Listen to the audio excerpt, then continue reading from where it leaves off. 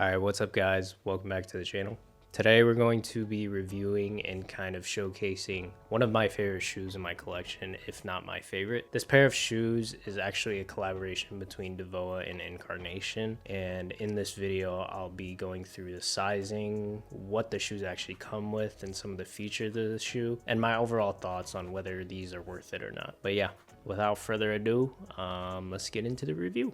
A little bit about Devoa as a brand. Devoa is a Japanese label that was created in 2005 by Daisuke Nishida. He was a former sports athlete and sports instructor who used his knowledge of human body and human anatomy to apply it to the very pieces you see today. The brand focuses on clothes that are in a sense molded to the human body and work in harmony with the activity of the human body. The brand's aesthetic is rooted in minimalism, but it shows some characteristics of avant-garde design with its anatomical design, asymmetrical cuts, and unique fabric selection. Devoa focuses on a primarily muted color palette, blacks, grays, and a loose spectrum of beiges, and this in combination with its subtle yet sophisticated design create an elegant dark atmosphere around the brand as a whole. Nishida states that while he does produce new items every season, the personality of the brand has not changed overall and is still always challenging himself in his design. In short, Devoa seeks to create timeless pieces, not necessarily conforming to the ever-evolving trend cycle. A little bit about Incarnation. Incarnation is a label that was founded in Italy by Keita Ogawa in 2009. Incarnation basically specializes primarily in leatherwork, from leather jackets, shoes, sneakers, bags, etc. Incarnation is frequently associated with some heavy hitters in the fashion and leatherworking industry, such as Backlash and Guidi. Ogawa learned some of his craft from the renowned Japanese leather artisan Isamu Katayama, and many of Incarnation pieces utilize leather from the legendary leather tannery Guidi. Much like Devoa, Incarnation has been adored and adopted by the avant-garde community, as their garments and footwear kind of utilize the same asymmetrical cuts, scar stitching, and silhouettes that conform to the human body. On top of all that, their products are made with Italian leather quality with thick hides infused with the craftsmanship of Japanese artisans. So the shoe itself comes in this box. It's a very big box, as you can see, very square, but you can see there's some Incarnation branding, and then you got the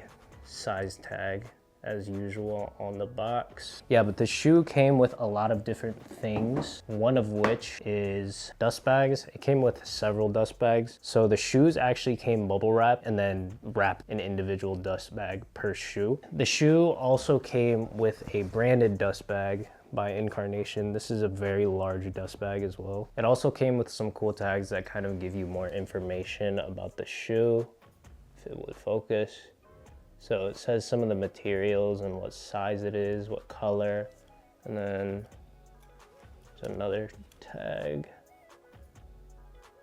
So that's the Incarnation tag, and then they also have a branded Devoa tag, which is pretty cool, very nice. It's a very heavy duty tag. It also came with an extra set of laces. These are, I believe these are the cotton laces. I have the Gore-Tex laces that are actually in right now. So the final thing that comes with the shoe itself are 2 pairs of Vibram outsoles. I have 2 in my hands right here, and then there's 2 on the actual shoe. I just think it's very cool that they have these specifically shaped for the heel, and also the fact they give you 4 of them. So these will definitely help your shoes last longer. Just seeing the horseshoe Vibram is so sick to me. So a little bit about how I actually acquired these shoes. When they first came out, I actually looked on Fascinate Japan, which is a website that's kind of specialized in Japanese clothing, as far as I know. And the main thing is that it's accessible to the US market, opposed to other websites that basically carried this shoe. So I ended up eyeing these for about a week, and after 2 weeks of sitting on the Fascinate website, I looked and they sold out in my size. So that was a little bit disappointing, because it would have been cheaper if I just bought straight up from Fascinate. However, because it sold out, I was kind of scrambling to get the shoe because it's a very unique shoe in my opinion. So I found some random Japanese website that actually carried them, and I'll probably link it right here. I don't remember the website to be honest, and I doubt they have it still, so it doesn't really matter. I ended up going with a proxy service because the website was in Japanese, can't understand Japanese. The shipping and like fees came out to around, I believe, $120, which is a little steep. I think it was due to the size of the box as well as the weight. Pretty hefty shoe, so I guess it's justified, but that's a little bit about how I got the shoes. So for reference, I got these in a 41, so a US 8, and I'm a true to size 8. I would say that these probably run half a size small, but the thing is they actually only come in full sizes, so if you're in between sizes, I would recommend sizing up. But these are definitely doable. It's just that over like prolonged periods of time, you're gonna feel like a little bit of pressure in your toe. But yeah, it would have been nicer to have like a little bit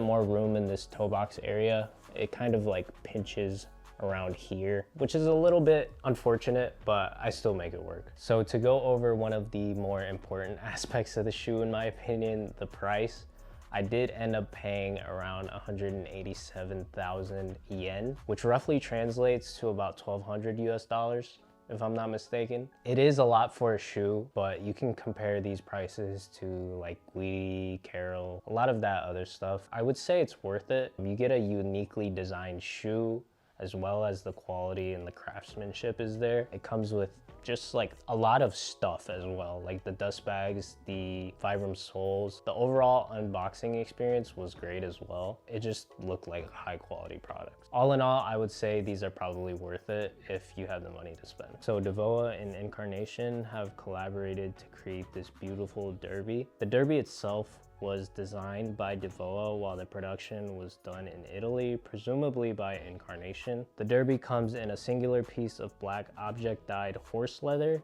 and right off the bat you can see some of Devoa's and Incarnation's design language within the shoe itself.